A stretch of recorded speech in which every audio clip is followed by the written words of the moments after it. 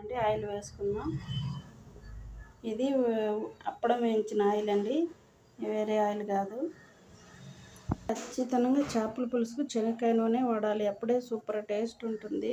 ఆవాలు, జీలకర్ర, ఆవాలు జరిగి ఎర్రగడ్డలు నేను ఇలా కట్ చేసుకోవాలంటే అప్పుడు మంచి టేస్ట్ వస్తుంది. పచ్చి కరివేపాకు కొంచెం అంతా పొడి తెల్లగడ్డలు అయిపోయాయి కదండి. 2 చీల్స్ పెట్టుకున్న పచ్చిమిరపకాయలు ఇందాక చేసుకున్నాం కదా పేస్ట్, అల్లము, తెల్లగడ్డ, టమోటా వేద్దాం.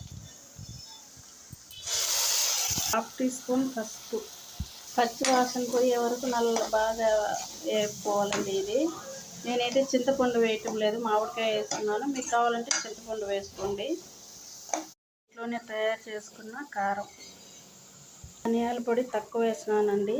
ఫిష్ మసాలా, ఇది ఫిష్ మాత్రమే చేపల పులుసు చేసేటప్పుడు. ఇది 1 స్పూను.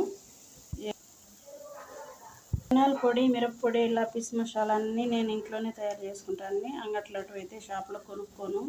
చిన్న చిన్న మునక్కాయలు 2. మునక్కాయని కొంచెంసేపు మగ్గనిద్దామండి బాగా. ఇదండి ఉప్పు, ఇదండి మసాలా వేగిపోవడం, మసాలాలు వేయడం అన్నీ జరిగినాయి. ఇప్పుడు నీళ్ళు పోసుకున్నాము. ఇదండి మంచి కలర్ఫుల్గా కనిపిస్తుంది కదా, చూడండి. తగినంత వాటర్ వేసేసుకున్నాము.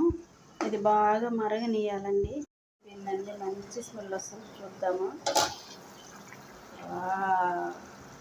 సూపర్ అంటే స్మెల్.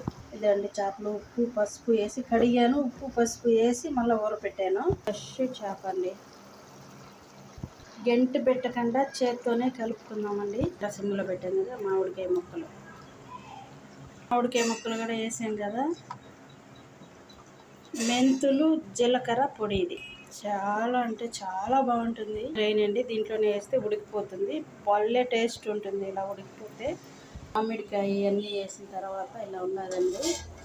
బాగా పులుసు ఇంకా మరగాలి. ఇది మళ్ళీ మామిడికాయ ఉడకాలి కదా. చిక్కటి చేపల పులుసు రెడీ. చూడండి ఎలా ఉడికిపోయిందో, మటన్ ఉడికినట్టు. పులుసులో చేస్తే నూనె ఇలా పైకి రావాలండి. మునక్కాయ కూడా చక్కగా ఉడికిపోయింది, కొత్తిమీర కూడా ఎలా ఉడికిపోయిందో సన్నగా కనిపిస్తుంది. ఇప్పుడు ఆ ఫ్లేవర్ కూడా దానికే తగులుతుంది. ఓకేనా. వాటర్గా అయితే లేదు, చల్లగా అయిన తర్వాత అయితే సూపర్గా ఉంటుంది. మనం ఇప్పుడే తినేద్దాము. రైస్ కూడా అయిపోయింది. గ్రేవీ చూడండి ఎలా చిక్కగా ఉందో. కొన్ని మునక్కాయలు రేటు చూడండి కలకలలాడిపోతుంది. తిని చూద్దామండి ఎలాగా ఉండదో ఏమని.